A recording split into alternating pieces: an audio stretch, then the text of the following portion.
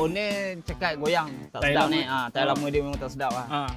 Hari ni Zentrax dekat Rembau, dekat Negeri Sembilan. So mana-mana orang yang nak cari Zentrax tu, korang boleh datang kedai ni. Saya ada nampak satu tayar yang abang tukar tadi. Saya Centrac. So apa masalah tayar tu? Ya, owner cakap goyang tak Tai sedap lama. ni. Tai lama dia memang tak sedap lah. Tapi customer tu cakap dia memang tayar sebelum ni memang Dah licin dah licin, tak cantik lah. Dah Cantik goyang lah. lah. Saya sajikan tayar tu lah, Centrac lah. Dekat sini banyak, memang banyak saiz lah tayar dekat sini. Sini semua ada. Semua ada saiz lah. Kecil ke besar semua ada. So saya harap tayar tu dapat membantu customer abang lah. Okey, betul. Untuk settlekan dia punya masalah-masalah tu. So risau agak kan. So pendapat abang macam mana bang? Tapi rasa saya okey lah tayar tu.